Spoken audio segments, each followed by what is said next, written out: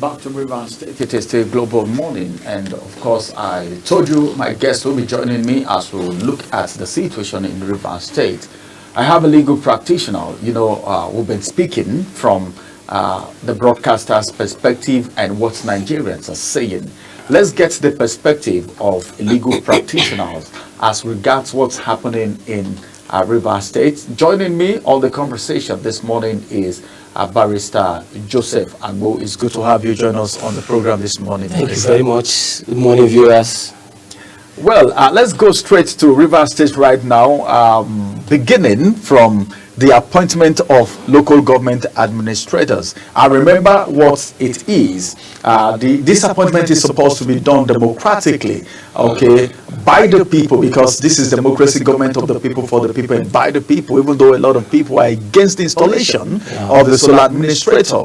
Then going as far as appointing local government administrators is something that Nigerians have not really come to terms with constitutionally and legally. What do you think about that situation, Barrister? There's a popular saying in the legal magazine that nothing stands on nothing. The law, the constitution is the foundation of our corporate existence as a country, as a system. Now, in other words, and of course the democracy that we claim to practice, everything ought to be done in accordance with the stipulation of the law. Everything ought to be done in accordance with what the Constitution of the Federal Republic of Nigeria has prescribed. Now, bringing it down, narrowing it to Rivers State, in the first place, this is an imposition. Certainly, the state of emergency, the declaration of the state of emergency, yes, the law, the Constitution permits the president in certain scenarios to declare state of emergency, but I would not agree, legally speaking, that this is what the law envisages when it talks about declaration of state of emergency. What has happened now is the total taking over of the democratic structure. Certain basic ethical questions have been asked. If you have declared, you've imposed a sole administrator, so to say, and even sworn in, by what oath? The oath that you took, was it under the law? Is it prescribed by law? So definitely what is happening is alien. It's something that is novel. It's something that, sincerely speaking, is not in tandem with what the law has prescribed. And I think it's an affront to democracy. The only thing we will say is that we do hope that the key players in this game, they are able to discover that they are doing injury to the system. The fabrics of democracy and the whole essence of the corporate existence of the country is being eroded gradually, and that they will retrace their steps before these things snowball into introduce other crises that will be very difficult to manage, sincerely speaking. Now, talking about imposition, I imagine how a sole administrator whose own appointment now is being debated as something that is not legal. That is why I imagine them going to the extent of appointing local government administrators, because the law is so clear. We have the federal government, we have the state government, and we have the local government, and the law has prescribed means by which people that must officiate over these structures of government, this structure of government, how they come into the offices they occupy. So it should be done strictly in accordance with the law. So I would say what is happening, much of the acts that there is no law that back much of what the sole administrator in Rivers State is doing. So the acts, they definitely will amount to, they are illegalities. Just to put it in a very simple, they are illegalities. Oh, all right, there are illegalities. You can now hear from a legal practitioner himself. Now, in the first instance, you have already condemned the suspension of the democratically elected governor of Rivers State, Simelaya Fubara. Now, let's come back to the issue of interference in the administration of Rivers State. Because as it is right now, before you can be a good administrator, you need the support of the people. But that support we are not having right now. And a protest came up by women. The women hit the street, and women most times, they see things and they speak faster than the men. So anytime you see the women hit the street, know that yes, they have something to say. And one of the things they are saying is that the administrator is taking instructions, all right, from the former governor of Rivers State, Nyesom Wike. Is it possible to actually allege a thing like that, looking at the whole scenario? It is possible. It is possible because look at the history of this crisis. It's clear that I think Nyesom Wike facilitated the election of the governor, the elected governor of Rivers State, Similai Fubara. And from what they have been saying, we are not part of that maybe they had a pact that was not being followed. And of course, that resulted into the crisis, where attempts to fix all those things, and then they didn't work at the end of the day. So definitely, it's a political class. It's a battle between, unfortunately, I don't think the governor, let me just be very blunt, I don't think he's a strong weight, he's a featherweight, maybe fighting other powers. Definitely, he who plays the tune dictates to the who plays the piper dictates the tune. Whoever has facilitated the appointment of the sole administrator definitely would dictate to the sole administrator. So the women of Rivers State have come out in all good conscience to say, look, you are taking instruction. They are there in Rivers State. They know what the experiences they are having. They see what is happening. They can best interpret the actions. And if they've come out to say that it is patently clear that you are taking instruction from the former governor of Rivers State, there is interference. No, globally it's known that there have been interference. I'm not here to justify whether those interferences or the crisis between Fubara and his political godfather or master. I'm not here to talk about the ethical quality of those, because I don't know what happened between them that led them to this point. I don't want to go into that area, but to say that the people are saying there are interferences, definitely there have been interferences, and unfortunately, unfortunately so. And my advice would be that they should not take the people of Rivers State for granted. We all remember the women, about women riot of 1929. Women have always done this right from time. So anytime it's a signal, they signal something that, it's just like you have your body. There are times you feel, there are certain things you feel, I know that something is wrong with your chemistry, and that maybe you should seek medical attention.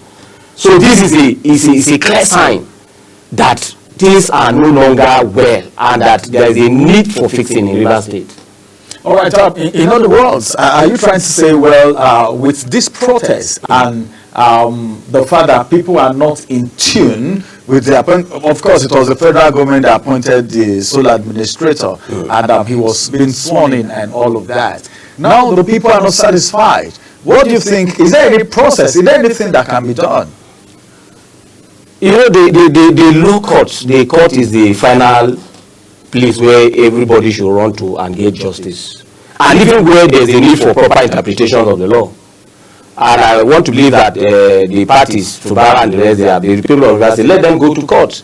But again, I've always said something. The law, the section 14 of our constitution, subsection 2 says sovereignty belongs to the people of Nigeria, from whom government, through the constitution, derives its powers and authority. Political sovereignty resides with the people. We have seen it happen in countries. There was a time in Argentina, within a very short space of time, 5 presidents in quick successions were ousted by the people. Well, once they say they are the electorate, there can be no constitution without the people. There can be no government without the people. So if the people say, come ultimately and say, look, we are no longer comfortable with our things. The democracy and governance generally is like a contract between the people and those that are leading them. And the law is the constitution is the document of that, is that stipulates the terms of that contract. So it should be followed. Where you go outside of a constitution like it is being done now, under guise that there were insecurities, I don't think personally, if you ask me, that the insecurity are gotten to the extent to which you can declare emergency and then take up the security architecture of the state and ensure that there's security. Moreover, the governor of the state is not the one in charge of. The IG doesn't take directives from him. You can instruct the IG, instruct the army chief, the service chiefs, and ensure that the pipelines, and ensure that the security. Whereas the governor is still the governor of the state. Okay, so I think that it is appropriate and it's pertinent and it is salient and urgent to to make it clear to those in power to say that power corrupts and absolute power corrupts absolutely. They should not allow themselves to bask in the euphoria of being in power and then go to the extremes and put the disgrace to the extremes. I think that there should be some level of caution. You have to take feelers from the people. If women the people are coming out to say no, we are not comfortable from the chemistry of the state, you see that the vast majority of people of Rivers State, they want the governor to be in place. They want the structure to run. Okay, so I think that it should be allowed. All right, it should be allowed because it's all over. The handwriting is bold on the wall that the people are not so comfortable with what's going on, especially the state of emergency. Now, you talked about the fact that the people can go to court to seek redress if they are not satisfied with whatever it is that's going on in Rivers State. Now, that takes us to the fact that some Nigerians don't believe in the judiciary anymore. More so that most of the things happening, there is this scenario and there is this belief that the judiciary has been compromised. And that's by the way, that's one of the questions. How can the people go about it? Because it's a long process. Remember what happened in Kogi Central, the recalling of Senator Natasha. That's by the way. Now, let's get to the House of Representatives now, where a committee has been set up to look into what is happening in Rivers State as it regards the affairs of the sole administrator. Do you think, because number one, I first established the fact that some persons don't believe in the system anymore, especially when the big guns are involved, when instruction is coming from up. Whatever you do at the base, they feel that of the top supersede what happened at the base. The Constitution constituting a committee now to look into what's happening in Rivers State that is had to do with what the administrator is doing by the House of Representatives. How much trust do you have in it as a person, and do you think whatever comes from that place is really going to be appealing to the people more so than the women are on street right now? We don't know if the youths are going to hit the street anytime soon. You see, thus far does good. From what has happened, the role the National Assembly has played, thus far does good. I personally have some measure of reservation, sincerely speaking, because the bulk majority of people that are in those places are poor. I don't want to use words that are very harsh. I believe you don't want to use a revised word. There are people that pay, so a lot of times people can be paid at that level to do the biddings of those who pay, because it's so clear. There should have been vote to ratify whatever decision the President Tinubu made concerning the emergency, but it's saw the way the procedure that was adopted. It should have been a proper counting and people making their decisions known, but the voice, which is not clearly not what the law prescribes. So that in that case, you look at it, and the House of Representatives, how they. So now going back now, them coming setting up a committee now when they had the opportunity to have censored what was happening. It will just appear as though they just want to, so that the Nigerian people will not think that you are there, you are not doing anything. Sincerely, except unless and until the contrary is proven by them, I personally don't believe that they will do what is appropriate. I don't think so. I doubt them. All right, well, that's you doubting them. A legal practitioner is in doubt. I wonder what Nigerians will be thinking. Maybe when some person said that a committee was set up, like you said, these are people who actually had the opportunity from onset to censor the process, but then it was, I don't know, like Erufai will always say, I was in a conference, in a press conference, and he said, well, this is time for the National Assembly to prove that they are not rubber stamped. But then you coming up now to also say, well, the trust and the belief of the people in this committee that is being set up is not so strong. And of course, looking at what is happening in Rivers State, we are waiting and looking forward to what will come from the committee that is being set up, whether it is going to be positive or it is going to be contrary, or it will be what Nigerians are thinking. But finally, before I will bring this to a close because of our time, what's your advice for the people of Rivers State? Because Fubara, on his own part, he has always been saying, stay calm, just be calm, he's a man of peace. Remember, he went to the state assembly a couple of times after the court judgment. He wanted to make peace until the emergency was actually declared. So on your own part as a legal practitioner, what would you say to the people of Rivers State? As a lawyer, I would say it clearly that the mandate belongs to the people of Nigeria. It's their mandate. It's their mandate. So, and you have to not just, it's not enough for you to go to the polling units, the polling votes and cast your vote and go back. And then whatever happened, you maintain the state of our party. No, that is wrong. It's time for Nigerian people to come up, usually to defend the system. The problem is, like you're saying, at the point, the problem is not just the court. It is time for the Nigerian people, the people of Rivers State, to make to defend what the mandate they have committed to Fubara. I'm not advocating violence, but I'm saying that the people should not just sit back and watch anything happen, because at the end of the day, they say when elephants fight, it's the grass that suffer. They will be at the receiving end at the end of the day. And our problem in Nigeria basically is a system problem. It is time for Nigerian people to make up their mind to ensure that a proper system is entrenched. There's nowhere where some ruling people of the ruling class have made things to work. The system, no system that is working out that's built by the ruling class. The people. That's why democracy, they say, is the government of the people, for the people, and by the people. So by the people. So what is the role that the people should play? The people should be the first vanguard of democracy.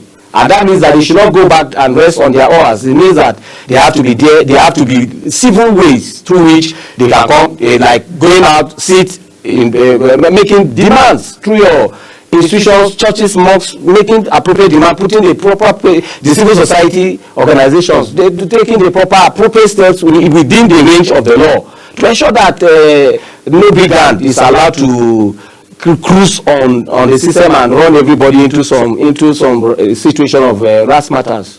All right. I think I'll say this again before. Don't worry. We are trying to keep it within the space of time. Now, I still have a few more questions in my mind. I think we should go on. Let me ask this question. Some persons, I will always use the word allege. There are a lot of allegations with what is happening in Rivers State. Some persons are saying this is an attempt to hijack Rivers State. Okay, meaning the ruling party want to hijack. Rivers State has been a PDP state. Okay, stronghold PDP. Despite what happened in the 2023 election, some persons still believe strongly, even though there were a lot of allegations that the then governor worked for the people's, not really for the People's Democratic Party, in the real essence of it, because of the faction, worked for APC, and he got a role in the administration. And so persons are now alleging that everything happening in Rivers State somehow is an attempt to capture the state for APC. I don't know, but now with this trouble and everything, what do you think? What's your perspective of what people are saying? Yeah, if you have looked at the style of democracy and how things have been done over time, the moment people come into power, they don't do much, they have not delivered much before they start scheming for how to come back to power, okay, or how to maintain the power. So everybody knows that those in power are now already working and putting structures. Now the Rivers State, Wiki has been talking about structure. His political structure, he cannot bequeath it, he cannot let it go, he cannot lose his political structure. What do these political structures for? It's for purposes of winning elections. The way their ways without the structures you cannot. You remember Labour Party was told that you don't have structures, so you cannot win elections in Nigeria. Even if all Nigerians go after you, you don't have the structures. It was clearly told that. So you see, if you ask me, it will only be reasonable to conclude that the whole of this thing, I won't blame anybody who thinks that is an attempt to hijack power preparatory to 2027. As a matter of fact, it's a battle towards 2027 until the contrary is proven. Because there are ways we have gone about this. There are ways, obviously clear ways that would have gone about this. Listen, now let me be very blunt. Nelson Wike, my learned senior friend, is a lawyer. Now, he's a minister under this government. Listen, there are ways the president could have called and call everybody to order as far as this thing is concerned, sincerely, without going to the extent of imposing the state of emergency as it is. You know, but that having not been done, this is my opinion now, and it's with utmost good faith, without any prejudice or bias, without anything. I have nothing against any one of them. I'm just being sincere. The only reasonable conclusion anybody can make, and a fair-minded person can make now, is that it's all game. You know, they are just gaming towards 2027. It's all a game towards 2027. It's all a game towards 2027. It's all his game towards 2027, even though the presidency. It will even amaze you that there is a campaign going on towards 2027 instead of governance, concentrating on governance. Some persons are saying attention has been diverted to politicking. Now, still in Rivers State, we're talking about Rivers State right now. Like you made mention of the president, that in a place where things should be done orderly, the president has the right to call the now minister of FCT to say, well, let this thing just slide. But the interest, because someone says something, that the first day a politician gets into office, that same day they start preparing for the next election on how they can remain in office, and the same thing you just confirmed now. Now let's look at 2027 right now. The way it is, 2027 is, I think that election should be a year plus right now, as a matter of fact. But looking at 2027, capturing, and don't forget what happened in the last election, because now we have Wike in one PDP, and we also have an article in the other faction of PDP. There is one faction of PDP now that is thinking of coalition, okay, so that they can fight APC just the way APC fought PDP out of office. Now, looking at all this scenario, do you think if there is a coalition, whether or not Rivers State is being taken over by the APC, do you think they will be able to fight any coalition? Because it was the same thing they used to push the People's Democratic Party out of office, even though there was so many things that played out in the process. You know, you look going back, thank God for history. The coalition between CPC, AC, and all that brought about APC, and that brought this particular party to power in 2015, was because at that point in time, they had a personality people thought they could trust, who happened to President Buhari, okay? And they sold a mantra, they sold out an idea to people. They thought, oh, this is a man of integrity, and that was how, you know, at least they had Nigerians, a good number of Nigerians on that side supporting that coalition. But I don't think that this particular it's a marriage, this PDP and all this coalition, they are just a marriage. This coalition is a marriage of strange bedfellows that cannot work, that cannot produce any fruit. That's my sincere opinion. we have very big names here.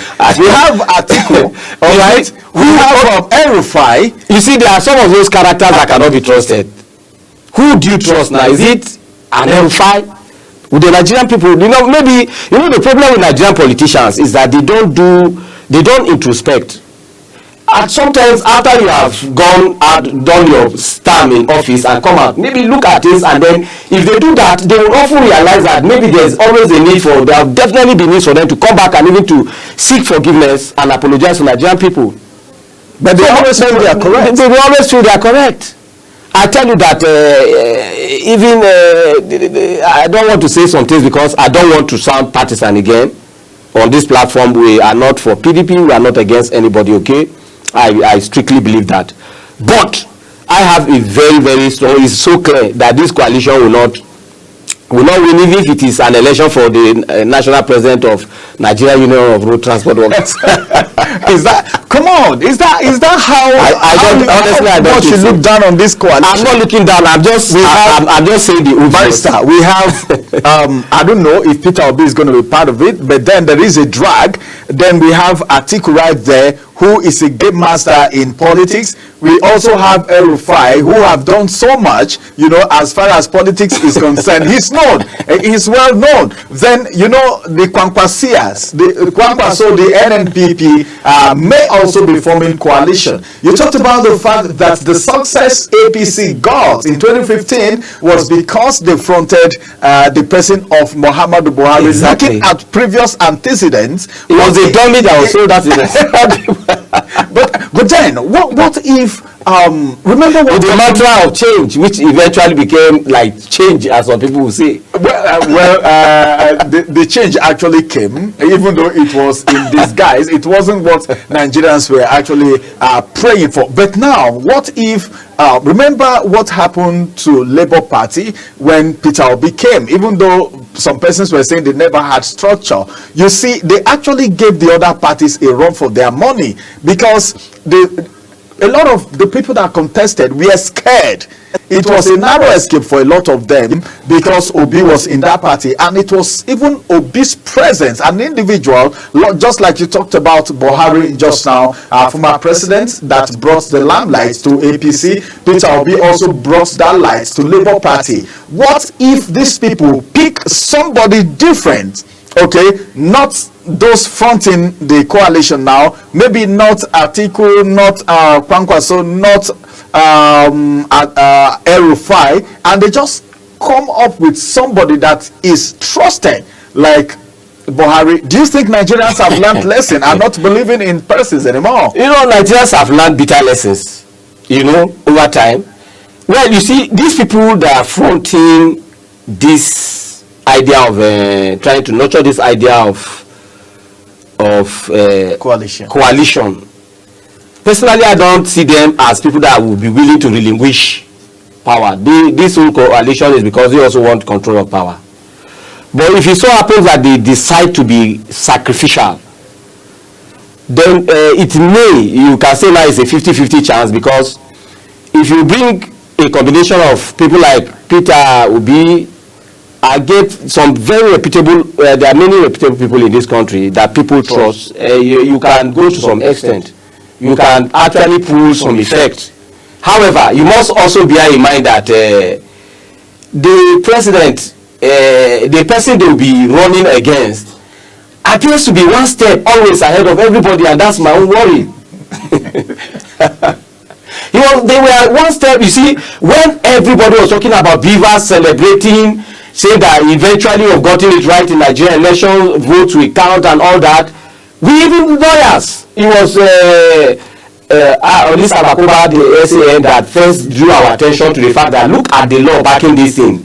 Is it an enforceable law? That this is they don't even look like they are enforceable. Before, few people began to look at the Electoral Act. At the end of the day, we discovered that really we have not even gotten to the point we are saying. So, but these people knew that there was a lacuna there. And they didn't bother all the noise people were making. They said, you look, you don't have structure. And we told them that, the people told them that we are the structure. They said, okay, let's go on and see at the end of the day who has the structure. And eventually it was proven that they have the structure. So, well, the coalition makes it very interesting, because you see, again, in this country, you need certain things that will play out like comic relief. You know, so that when you sit after a hard day work, you sit down, you watch, listen to the news, and then it gives you some reasons to laugh. Sincerely, I don't think that this coalition can get to the point with Nigerians, even in an average northerner, trust. I don't have anything against man like El-Rufai, Nasir El-Rufai, but would the Kaduna people trust him? Would they trust him? Would they trust him too? Would they trust or that the other people that this thing, they will not? Some people are of the opinion that he's leaving APC because he wasn't given a ministerial. He wouldn't whether he leaves APC or not. It doesn't make any difference. So he would have been. It's just like maybe you. For me, if you ask for advice, I would say be quiet. He should just be quiet. Yes, just go somewhere. I've not been given me a minister in APC, after the screening. It's embarrassing. You were appointed and you were screened out. And you were screened out. But he feels so embarrassing and humiliating. The National Assembly that the vast majority are from your geopolitical, do you understand, were screened out without any apologies. So you're saying he doesn't have a pedigree to be... I don't think that he has command any influence as it is right now. I don't think we'll ever be able to do so anymore. But then, let's go back a little bit. Let me take you back memory lane a little bit. I said we're rounding up, but then this conversation is getting very intense right now, and there are some facts that we need to put straight. Let's talk about Peter Obi a little bit. He had a lot of crowd, a lot of followership during the election, 2023 election. He had a lot of, in fact, people already declared him a winner even before the election started. You see how loyal Nigerians are. You see how very hungry Nigerians are for democracy that they really wanted. They wanted to prove that it's government of the people, for the people, and by the people. And you see people bringing out their generating plant, people bringing out their umbrella to stop the rain, doing so much, all because of Peter Obi. But now, if Peter Obi joins the coalition, do you think he's going to make a difference if he's been fielded? Now, secondly, do you think the people will still trust the person of Peter Obi like they did in the 2023 election, up to the extent that some persons from the diaspora even traveled all the way to Nigeria to cast their vote? What do you think about the person of Peter Obi? And don't forget that there is a faction in Labour Party right now. Peter Obi emerged as the spokesman, the spokesperson, and the personification of a movement. There are certain Nigerian caliber of the Nigerian people, the younger Nigerian people who have all from their birth up to where they are right now have suffered a whole lot of things. They never really have enjoyed Nigeria. They've never seen good governance in Nigeria. They are clamoring for change. And they found in Peter Obi a man who has the evidence of good leadership. And he, just like Martin Luther King, became the spokesperson of that movement in the United States after Rosa Parks happened in 1955. Okay, so Peter Obi is now like the personification of that movement. And I want to advise, if this will get to him, that he should not make the mistake of joining, because that will plunge him into a gap that he may not be able to recover, because he must go along with his crowd. The crowd that behind him are a crowd of people wanting sincerely that Nigeria should change. People that believe in Nigeria, and they all went out for him in 2023. Of course, it was like a game. There were certain things they didn't know how to do, and they were outsmarted. And I believe that this crop of Nigerians will still bounce back. If not 2027, by 2032, thereabout, I tell you that it will be difficult for anybody to change electorates in Nigeria, because it is very clear they will not take it. Okay, so Nigerians are getting they will not. The younger Nigerians, let me just sound very a bit liberal here. All these boys with dada and all these things, they will not take all these things. I'm telling you, they will not. There are a few distractions they have now. And the problem has always been that the Nigerian youth, they have a lot of distractions, okay? But by the time they push on with those distractions, and they are not, when they get off with those distractions, they will face the problem, and I tell you, at that point, they get to the breaking point, the problem will be solved. And then you will not come and steal their votes and all that and impose yourself on them, and they will accept it. So my candid advice is that Peter Obi should maintain, he must not jump out of Labour Party. It was not Labour Party that made Peter Obi, okay? It was rather Peter Obi that brought influence into Labour Party. The other thing again is that, politics is a game also, and you must know how to play your game. It's just like football. We have I can tell you Nigeria is one country that has some of the best players in football. But we've not been able to put one or two things together. That's why I can see how we are being in Africa, how we are being pummeled here and there. But by the time we get our acts in order, Peter Obi should be able to assemble the proper team, and should think of how to get the political tact. Because it's a game. Your opponent must not go behind must not be a step ahead of you. He will score you. Even if it's an offside goal, you will blow it as goal. Yeah. So you must not even allow him to score you, but you must just be tactful, okay? So I think that he should be thinking of assembling his team and thinking of team players, people that actually genuinely committed to the cause of Nigeria, the building of the Nigerian nationhood. Okay, and then there should be a teaming about that. But if they buy him and give him this to be a Greek gift, let me describe it that way. I say, come and be president, we'll give you, come and under this coalition of people that have been part of you know what. So I don't think that he should take that step. All right, I don't think that he should take that step. Well, I think I've seen someone who is actually giving hope to Nigerian youths, because Nigerian youths will keep telling you, we've been hearing, we are the leaders of tomorrow. When will that tomorrow come? I'm hearing from Barrister Joseph right now that if distraction is being put aside, then if not 2027, the next election after 2027 might be very difficult for these people who cross carpet from one party to the other. In the bid to get power, by all means, they may find it difficult if the boys get away with the distraction that we have. As we try to round up now, let's take you back to Rivers State. Some persons are of the opinion that all this drama happening in Rivers State is in a bid to make Fubara irrelevant as far as politics is concerned. Are you of the same opinion, or you have something different? You know, of course, the game is just to divest him of that power, the glory of a governor, you know. And if possibly, you know, they can even take him out of that place. But I pray that happens not. And Fubara, if I look at him, I wish, you know, this is about leadership. You understand? I believe that this is first time, and then he's learning a whole lot of things. And he's learning, I believe that. And I believe that this should serve him well. This should also teach him. There are ways he could have managed this thing. There are ways to have managed this thing without getting to this point. You, as a governor, you are the alter et origo of the state. You know, you can cross over. You know, somebody asks a question. You can get even the people, the 27 and all these people say that they're fighting. You can get them on your side. Even Wiki, I think he asked that question. That why were you not able to get even one of them? You are the governor of the state. You should be able to. Politics is not just about being the governor and then you are driven in a Land Cruiser with police and sirens and all that. No, you should go more than that. We are talking about leadership now. We are talking about how you are able to implement. Of course, you know, most times they don't have manifestos. How you are able to, you have an idea, you have something to offer, and how you are over to overcome the challenges and the numerous challenges that you have. Because of course, if you don't have that tact, you don't have that wherewithal, that wisdom, then of course you go down the drain. So I wish he was a bit more tactful. He would have managed this problem and put everybody where they needed to belong to, and it would have been difficult. There are governors who can't do this too, certainly in Nigeria.